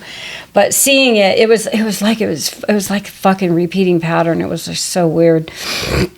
You know, my mom locking me up, and then me locking her up, you know, and her running away, and I was like, oh my God, you know, with the boys and shit, you know, just like that shit. And the whole, you know, fuck you attitude. I mean, it was totally like it was me all over again. It was like I made a carbon copy of myself. But I think she got the side of us that's, you know, there's a wild streak that runs through my family. And we're all a little bit rebellious and don't like authority and don't like people telling us what to do. And I don't know, everybody but me. Everybody but Jamie, because she's the only one that could handle the military. You know, I could never do the military because I wouldn't want somebody screaming in my face and telling me what to do. I didn't like rules. I didn't like restrictions. I didn't like being confined, you know, and being told I had to be here and be there, do this. Of course, once you get into adult and you're working, you're like, fuck. My 9 to 5 does that every fucking day now. I didn't know that was. I didn't really think this out, you know, all the way. Like, damn, why did I want to grow up? You know, now you got all these responsibilities. You got to show up to work to get paid. You got to pay your bills, or they come and take your shit and turn off your lights. You get kicked out of your apartment. It's so you know, funny. all that kind of shit. Yeah. But. My mother, okay, so I think I will just like give you like what's going on with my mother. I don't talk to her anymore. I went out to see her some years ago. 10 years ago. 10 years ago. 10 years ago now. More than 10 years ago. No, Cameron was 10. We just looked at the trip pictures when we were up in Oregon. Okay. Yeah. That's it? That's it. God. What? It doesn't even feel like 10 years ago. It feels like a long time. It feels Cameron's like 20. It feels like 20 years ago. But, you know, she lives all the way in Oregon, so... I mean, I would try to maintain a relationship with her, but, you know, my youngest sister, she's in her ear, and she's fucking crazy. And she's unstable, unwell. She really is. And her daughter hates her. She had a crazy daughter. So there's a lot of crazy in the family. Christina. She raised her crazy? Or she just went crazy? She used to beat on Christina? She used to beat on Christina. She was so awful to Christina, yeah. I didn't know that. She was awful. And now her daughter doesn't, that's my sister, my youngest sister. Now her daughter didn't have anything to do with her. The other sisters got super like religious after being super promiscuous when she was like a teenager. Then she got like, she's like, every other word is God, you know, and if God this. It feels like a cult when I talk to her. I feel like she's in a cult. I love you, Maria, but, you know, for real, it's like it's off-putting, you know, to have that, so we can't have a relationship there. But only 10 years ago, God damn, it seems like, I swear, I thought it was 20 years ago. No, just 10. But I was going to go see her, and I was going to go out to visit her, because I would be the one that would need to keep the relationship going. Like, I had to do the reaching out. I didn't you have really to make the effort. Yeah, I had to put the effort out. And yeah, to my youngest kid anyway, those family relationships are super important. So I tried to have that so that she could have. They wanted a grandmother, and they didn't get a grandmother. Shit, we wanted some kind of family. We were just like, it's just me and my mom and my sister and my brother. I was like, I don't have anything to do with any of my family, and they wanted, they really wanted family, and I tried to do that, with my mom, so they could at least try to keep that relationship going with her. But after my stepdad died a few years ago, and I was going to go see her, and he was sick, and she's like, "No, wait." And then when I called afterward, I was like, she's just never called me since then. It's like that's it. Yeah, we actually get told from one of my mom's sisters, like, don't call her, don't try to see her. We're literally told to not communicate with her. Nope, don't call her. It's not a good time. She said don't do it. So the whole time it's kind of like you're just left wondering what the fuck, and is it even worth it? I gave up on it. Seeing her 10 years ago, that was really cool, and that was neat, but I knew, I was like, this is a really exceptional pass into a place, like a mythical fucking forest that I'll never know again. I'll never see it. And I tried to be as true to myself as I could be while I was there. But I could also see that she had no idea what to do with me either. She knew a lot of my life. She would call and check in, and it was funny when we were younger and we would take phone calls from her every once in a while, or she would call you. You could hear her asking questions and then writing the fucking answers in. Her whole thing, which I admire and respect, is that she has recorded our family's history and the lineages and the kids and what's happened and where we've been. She has created a book of the family, which is probably her one endearing quality. It's ancestry. She really got into ancestry, so she's traced ours back to 1600s, and gave everybody a book with all everybody's names and where they came from. A lot of work, a lot of genealogy. Her whole life she spent doing this. In genealogy for I don't even know how many years. She used to have to write letters to people to get things back, so she would wait months on stuff. Those are some of the things I got to talk to her about over the couple months that I was there. Her love of dolls, and she didn't know that other people thought dolls were really fucking creepy, but she has one whole room of dolls that has shelves all over the walls, and there's all doll pieces and parts, and then there's dolls that she made dolls for a long time, so porcelain dolls, fired them, painted them, made all their clothes. She was a seamstress. She fired them? She made the porcelain parts? Yeah, she painted them, fired them. She had artistic abilities like me? I get. Well, she was a really good seamstress. So, how interesting. Yeah. But my youngest, she called my mother not too long ago, I guess 2 months ago. I guess maybe 3. She called her to put her on Front Street about all the shit she did to her mother, me, and my mom didn't want to hear it. She basically said, "I'm done with this conversation now." Yeah. That was the way she ended it. my fiery little daughter, just not good. She's going to have her say, But anyway, my mother will die, soon, probably in the next. We don't even know if anybody will tell us. Nobody will tell us. Nobody told me when my stepdad died. No. I never would have known when my father died if I hadn't found my brother. So I won't know. I won't know till after the fact. But one of the things about my parents, I scared them.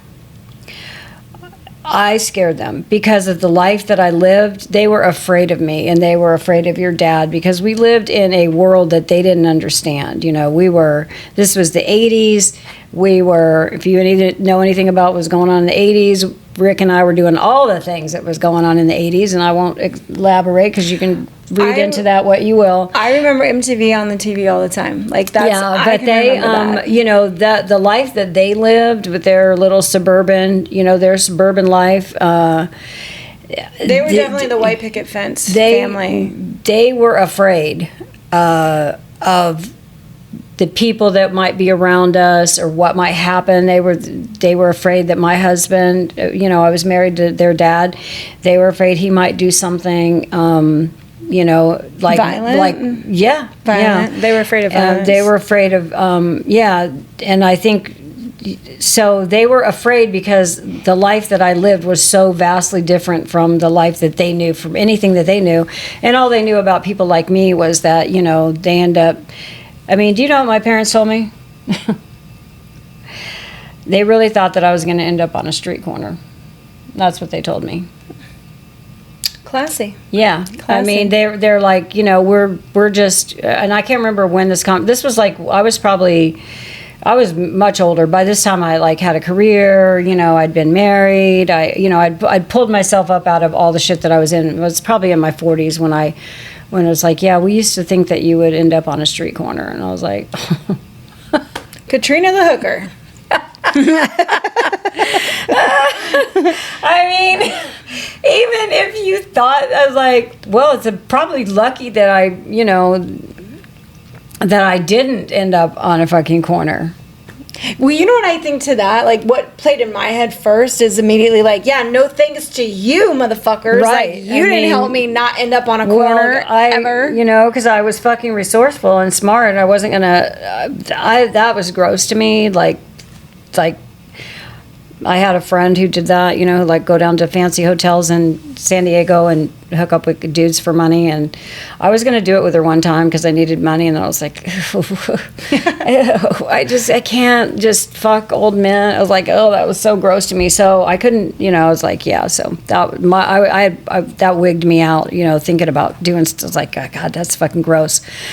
I needed to at least think a guy was hot before I could. If he was hot, standards. If I thought he was hot, I had no problem. But you know, ugly old guys, like, oh God, no, I would die first. I love that because you know when I was in South Carolina and I'd moved to Florida and was like trying to not just be a government employee anymore. I was like trying to get out of the game of like working for the government and moving and transferring and all the shit. Rachel's mom was like, you guys should just go down to what's an expensive hotel? The Ritz-Carlton. There you go. We had a Ritz-Carlton here. I think we still do. They just remodeled it. And that's in Tampa? I don't fucking remember. Anyway, she's like, you guys should just go to the hotel bar. You should just go to the Ritz-Carlton and wait for some man to pick you up and just like get in good there. And I was like, what the fuck? That's a career? That's a career move for you? I was like, all right, Sheila. And Sheila was is very smart. I'm pretty sure she's still alive. But she was into computers and software and like JavaScript and all kinds of shit. But yeah, she's going to tell her daughter and her daughter's best friend, like, you guys should just take it easy, go to the hotel, fuck some men, get some money. Like, what? I mean, I don't know. You know, the women, it's like, I don't know what generation she's from, but she would be your age or a little possibly. So I mean, was it the parents that raised us that made you say shit like that? I was like, I don't even fucking know, right? I don't know. I was thinking about something about why. I was thinking about religion because, you know, at each place that I went, you know, when I was a teenager, I had to go along. I had to do whatever everybody told me to do, right? So there was church. There was at one point, I lived in a foster home, and they were religious, but their religion was a cool church, right? So like there were revivals at the beach, and there was baptisms in the ocean. That's the kind of family that they were. That's the kind of church they went to. So it was not like the Baptist one in a foster home later on where I learned the 66 books of the Bible, how to memorize, and did all this other bullshit, right? But I was thinking about how, you know, you're raised up in religion. I don't know why this came to me today, but then you turn away from it when you get older because you look back at all these people who were preaching to you about all the shit. Don't do this, don't do that, you're going to go to heaven. And almost every one of them is fucking hypocrites. Yeah. Because they're all like at home with their pornos or they're having threesomes. So they're all hypocrites, and yet they're telling you to do this stuff or you're going to go to hell. So I turned away from church like young, really, really young, because of all that stuff that I saw, which is why, and I never, you know, I was like, I did not.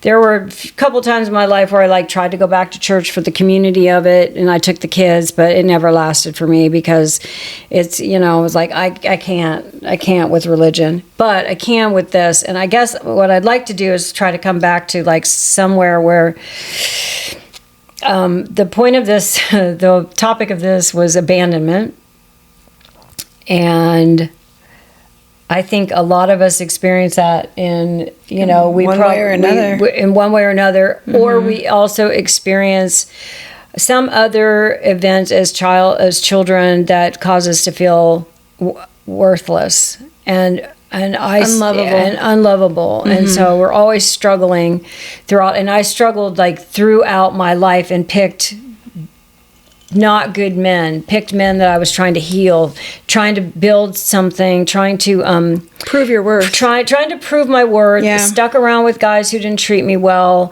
because if I could make them love me, you know, then I could like prove that. Or I was trying to recreate something that I didn't have. I mean, when I think of the mess of my love life, and I'm glad that you know, finally at this point in my life I'm okay. I got out of the like long 15-year relationship, and for the last 7 years I've been healing, and I can finally look back on it and see that see why I did a lot of the things that I did, like why I made the choices that I made, how I kept picking the wrong guy, how I let guys, you know, like treat me bad, you know, even hit me, you know, even just do things because it's like I wanted so much to just be loved. And that makes you sometimes put up with shit. So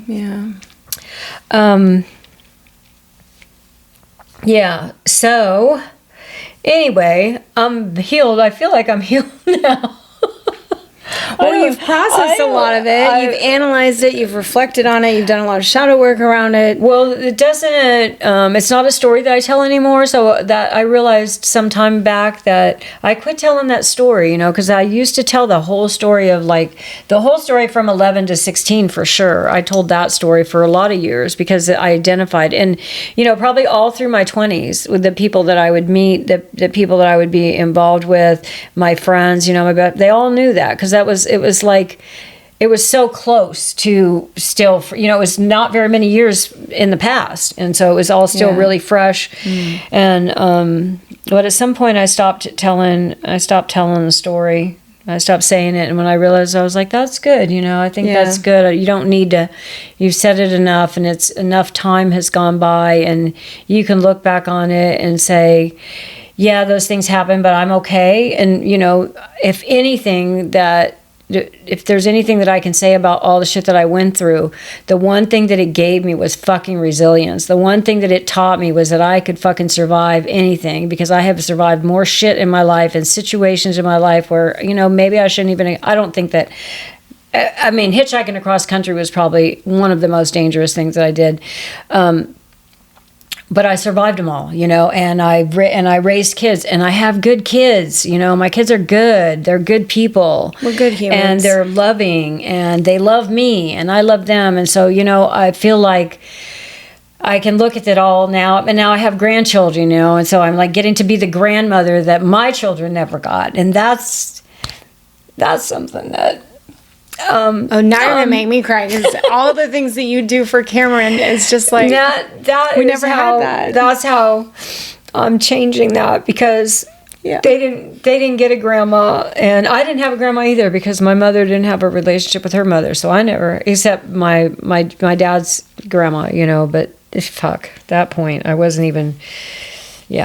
Anyway, so I get to be the grandma that my mother never was, and it's for my children's children.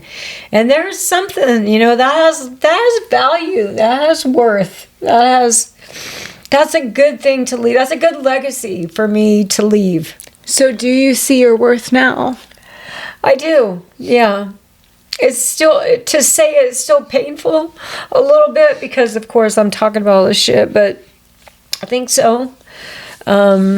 I hope so. I mean, I hope so. I think there's times when I, you know, I'll have a doubt. You know, sometimes my confidence is lacking. Like, you know, we just talked to one of the first or second podcast we did was about me not having a voice, you know, not being able to like confront a guy who was, you know, bringing up sex with me, like as soon as crossing lines, you know, and not lines. You know, like boundaries. Oh my God, I didn't have boundaries at all.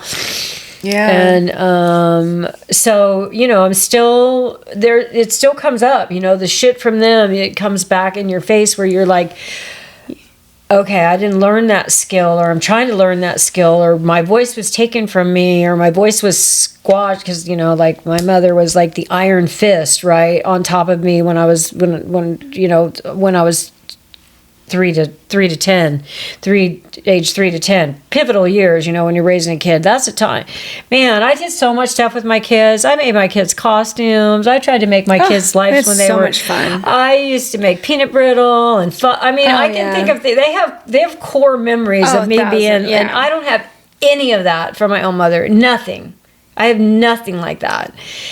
You have all the trauma memories. I have just trauma memories, and so, you know, to be able to grow up and get your shit together and have your kids and keep getting your shit together and keep evolving, even when you're making mistakes along the way, but then to, you know, then raise them up into the world and get them out and then go through their trials and tribulations, but then they become parents and they become more mature adults and they work through their shit. And to see us all now at this stage, you know, where Jamie just turned 45, you know, she just had a birthday. She just had a birthday last month. The youngest grandson is 17.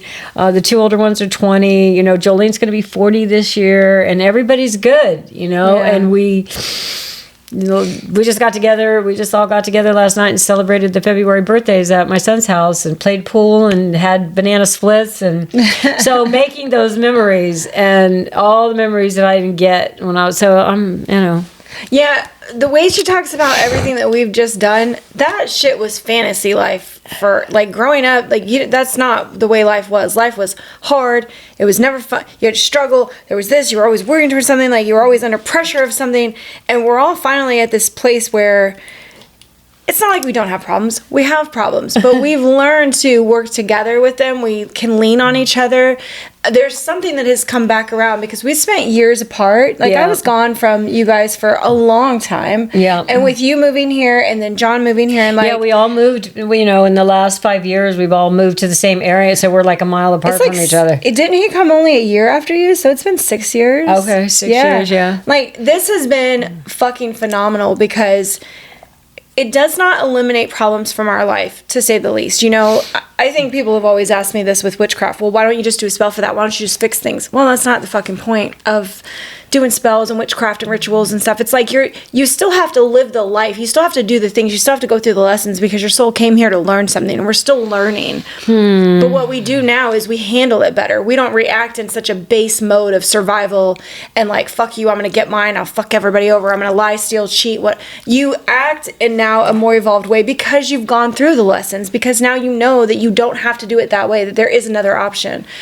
And for us, it's like, shit still comes up. We still have anger. We still have, like, there'll be cycles where, you know, when there's a month where something bad happened, you still have this little, like, your body sort of remembers, oh, fuck, this time of year is hard. Oh, man, okay, so this is when somebody's passed away, or this is when we've had a big fight, or there's been something. Yeah. And things still flare up, and we still have to talk shit through. And the difference between back then and now is we're way more committed to making it work and learning what that means. You know, does one of us need to admit we're wrong, or we've been fucked up, or like that wasn't a good idea, and the other one needs to accept the apology and say, I'm glad that we got to talk about this, and you know, I would really like this to not happen again, but like, we don't fucking cut each other off. We don't send each other off to fucking jail. We don't ostracize each other. We don't like say fuck you, write you off, never talk to you again, you know, have a nice life. That is what we really stopped, because I think that was what was so big, not just in my mom's side of the family, but in my own dad's side of the family. I have that on both parents. So I didn't get the direct abandonment. Like, my parents were always there during my life. Even when my dad was in prison for 20 years, he wrote me and sent me art, and we talked all the time, and there was still a relationship, even though he couldn't physically be part of my life. But from both my parents, they were absolutely written off by their family. So there's still, my sister and I have always felt like there's missing parts. We felt abandonment through our parents' abandonment, and we tried to vow to, like, don't ever do that to each other. Like, family is all we have. And there can be unrealistic expectations set with that. Like, what does family really mean? You have to define all of that. When you weren't fucking taught what family really means, you have to learn in your dynamic environment, for whatever unique situation you have, what family means to you. What depending on each other means. How much are you allowed to depend on somebody or ask of them or take from them or accept, or all of those things have to be defined each time you build a new little family unit of unique people and personalities. Because one hard thing about our family is we're all fucking alphas. Every single one of us are alphas. And there's none of us like to be told what to do or pushed around or I'm the most people pleasing and like go with the flow person, but I even have my limits. And I think it's, to heal from everything that my mom has been through has been to continually decide for ourselves what family looks like to us. That has been the saving grace. It's like we get to decide what family looks like. We get to decide how we treat each other, how we act, how we stay in communication, how we express our love. I've been around families that don't ever say, I love you, hug and kiss. Like, my mom was away from us for so long that I remember when you first got here and you would just like hang up the phone. Okay, bye. I was like, no, Mom. Okay, love you. Bye. We had to practice this. I was like, Mom, this is what we say when we're getting off the phone. But she hadn't had the love from her two daughters in so long like that. She had to learn it and accept it. And we pushed it on her and like, Mom, we're doing this. Well, this is how it goes. Getting comfortable with it, because when you're not used to doing that, it just, hugs and kisses and I love you and goodbye. Just getting, I did have to learn that, didn't I? You did. I've still, listen, even at just coming here, it's been a whole thing, because when I first got here, I've had to be checked by my daughters on some of my shit, before. And it's not easy to accept, when somebody tells you that, hey, that what you did, what you said or what you did was fucked up. Because, I'm their mother, right? I should know better. I should have known not to say that or do that. And I did it anyway, kind of like almost like reaction. I can't really explain it, but I think the growing part for me has been to, as hard as it was to hear, and as first, I want to get my, my hackles up or whatever you call them, and get, thinking about it and realizing that they're right. I won't do that again. You're right. That was wrong. I won't say that. Or one of my things was like, get drunk and take off, like I'm leaving, be out somewhere. And when I'm done, listen, when we go out, because when we first went here, we used to go out and stuff, but when I'm done, and I'm going, and I don't really give a fuck what anybody else has to say. And that really bothered them and worried them, and they were worried about me and stuff. And I took it, when they would try to, no, don't leave. No, you can't leave. Like, don't tell me what I can't do. Oh, then she was that young kid again and being like, I'll fucking show you what I can do. You could see some of this, and it's not unique to her. My sister is the same way. If I ever try to tell her, like, no, don't, she's like, you are not the boss of me. That's something we grew up saying, you are not the boss of me. And, we've had to learn each other's tolerances for different things and also accept it. I've had to openly admit, I'm like you. When I'm done with something, I'm fucking done. And that's it. And when I say I want to go, if you're not ready to go, I'll get an Uber. I don't care. I have to leave. I know when I'm done, and I don't like to stay in places when I'm uncomfortable. I'm fucking done. That's it. And I've done it to my husband even. So I've like walked off and tried to get an Uber home. I've realized I'm too, like, I don't like being drunk. Drunk is not a good place for me, but a good buzz is okay. Like, I'm okay with a buzz. But if I feel like, and my husband was the worst, he would just like give me drink after drink after drink, and I would tell him, don't fucking do that to me. Because then as soon as I realize I'm drunk, I gotta go, because I do not want to make an ass out of myself. I don't want anything to happen to me. I don't want to get hurt. Like, I need to be at my home. I need to be safe. Yeah, you feel like you're out of control at that. Well, I know I'm not in control. Yeah. I'm like, I need to fucking be at home right now. Like, that's it. I belong nowhere else other than home. And if somebody doesn't listen to me, I already have it set in my mind. I will do what I want. I will get myself home. I am perfectly capable of. I'm a bad ass independent person. Like, that's just gonna happen. I did raise very independent kids. That's why I say we're all alphas. Every single one of them. So for all that. And we've all been to a place where we've been taken advantage of. So when it comes to taking care of our own needs, we will fuck everyone over to make sure we're okay. And by fuck over, I mean, like, we're gonna leave, we're gonna ghost you and tell you sorry later. It's not really a fuck over, but it's not a good thing to do. And it's hard because, you know, people are out partying and they're having a good time, but when you reach a point where you're like, now I'm not having a good time, and they still want to have a good time, and they don't really want to listen to that you're not having a good time. Just come on and do this. Just have another shot. Just whatever the fuck. And you're like, no, I'm, you know, like, I'm done. I have to go, but I don't ever say it like that. It's more like, no, I gotta go. You know, it's bitchy. It's angry. It's angry, you know, because it's angry because as soon as I feel like somebody trying to put the, but that's when you know you have to go. Like, if you're not pleasant anymore, we gotta go. Or you're done, or you want to go home, or I don't want to do this. I think the other thing also that I've learned, of course, is that drinking's not good for me. I didn't used to drink a lot, and then I came to Florida, and like, Florida is all you do is drink. At least that's what we did in the first few years that I was here.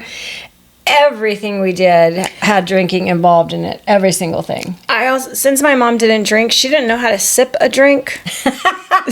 She also drinks like she's in college, where she's just like chugging shit. I'm like, slow down. What are you doing? That's not the point. So yeah, because I was never a drinker. No, so she was just like, this tastes good. Like, no, that's not how we drink a margarita, Mom.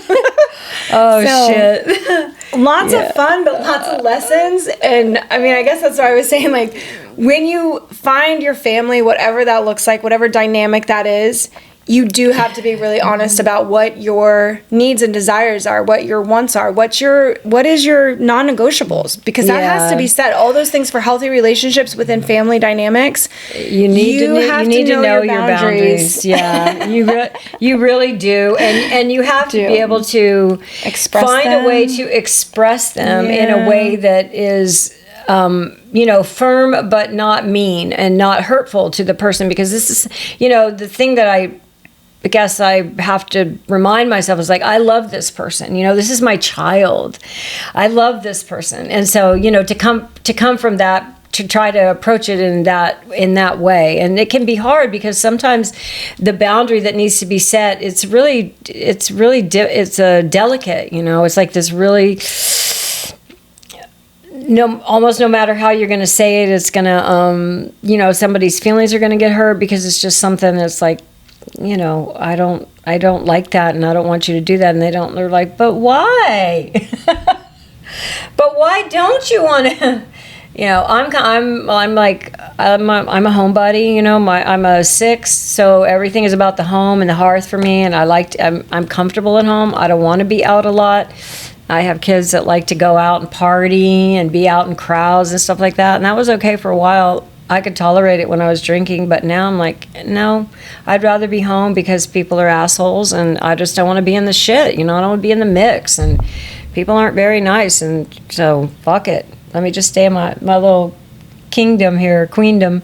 I look forward to going out to having deep conversations with other people. That's the only type of socializing I like. If I'm not able to do that, I don't want to fucking be there. So it definitely depends on the place and the vibe. I don't like just going out to go out. That's why we don't go out on major holidays. We don't, you know, but it's, as we all get together, we have to be able to express that in a way that's like affectionate and like, listen, I would love to do that with you, but it doesn't actually make me happy. Yeah. So and that's sometimes hard to hear for, you know, because you want to hang out with your favorite people. Yeah. And you want to do your favorite things with your favorite people. And now, especially when I'm not drinking, like I have to, if I know better than to, because I've had to learn the lessons, right?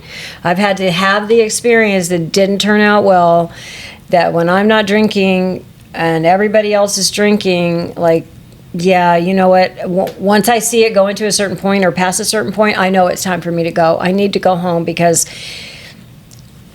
stuff starts getting talked about that gets emotional, and people's feelings start getting hurt, including mine. And then, you know, I'm going to, you know, I'm not going to handle it well. It's just, you know, because the mouthiness, I know I need to go. So all things that we learn about ourselves when we understand our origin story, why we've built our walls, where we feel safe and valued, how we can help other people understand what we need in order to be happy, because that's a conversation that has to be had.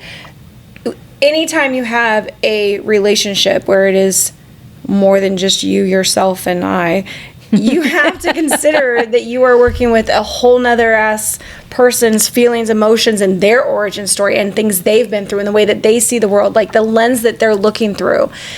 That is one of the things that I do love about being a witch is that when I get around other witchy women, I just immediately accept them for anything and everything that they've been through. I know. It's just, well, I feel like it's a whole accepting thing. You know, it's like all of us come together with the same kind of like we're just accepting. Like you're an Aries. I've never had an Aries friend before, but I really I dig your energy, man. Your energy is good, and so that's what we're feeding off of. Because I think that we all have. In our mind, I think that there's always the same goal of like we're just always trying to do a little better, just like always trying to grow a little bit, just always trying to do a little better. So no matter what any of us are feeling when we all get together in our witch groups, it's what are you dealing with today? Like, what's your update? What's going on with you? Like, how can we help you? Do you want? Maybe you just need to talk about it. What's the insight that we can give you? You know, I don't want you to feel alone. Here's how I've been through that as well, and having an awesome group of women, you guys. Oh man, that is. Goals I never knew I needed. I never knew I needed it. I was always like, no, I'm good alone. Me and my kid, it's fine. But now that I have it, I don't ever want it to go away. And that's what we get after years and years of suffering with fucked up people. We get, we refine ourselves. Something I think about is like this life isn't easy. We all come here with hard lessons to learn, and just being in this earthly plane, the spiritual beings being here on earth, it's hard. And so and I'm sure nobody escapes it. Nobody escapes the hard shit. No. And I think what I've learned in the last 7 years by becoming a spiritual person is that, that I can work through those things. I've learned acceptance. I've learned to see things that I didn't see before, and that I sort of blocked out of my purview. Like, whatever. Like, it didn't affect me. And I've learned to accept things about myself and other people, and just to try to be more loving and kind, and I think that's all that we can do. So we're coming up on 2 hours. I think we should find a place. Yes. I think we should find a way to wrap this up and just say, whew, that was a lot. And if you have anything that you'd like to share with us, we're always here. So reach out. 7greensisters@gmail.com is our email address. Yeah. And of course we have Instagram, TikTok. All the ways to contact us. Yeah. We're all over the place. Facebook. And then of course you can always comment on here. So I hope that you guys got something from this tonight. Yeah. And we love you. We love you. And we will see you on the next pod. Yeah, my closing statement would be, I don't like the word grace. It reminds me so much of the religious thing, but I really have found telling myself to have more grace with myself and more grace for other people, to just like not be as harsh. Yes. And not just like soften yourself to what other people might be going through, or like the expression of ourselves and not what we're all dealing with. And I'm not saying like let people walk all over you or be a doormat or anything, but when you start to deal with your own shit and then other people's shit, give it a little bit of grace and even time in between there, because things get heated and you react because of your origin stories. Yeah, we all have the story. We all have the trauma that we're carrying through and that we're trying to. And sometimes that comes out first. Yeah. And then when we're able to just like give it a little time, we can act with more grace and more understanding, and just like give ourselves time to think about it. Yeah, the acknowledgement and acceptance and grace. And I love. think is acting and love. Kindness and love. Yeah. Kindness and love. And we love you. We love you guys so much. See you next time. See you next time. Bye, witches. Bye.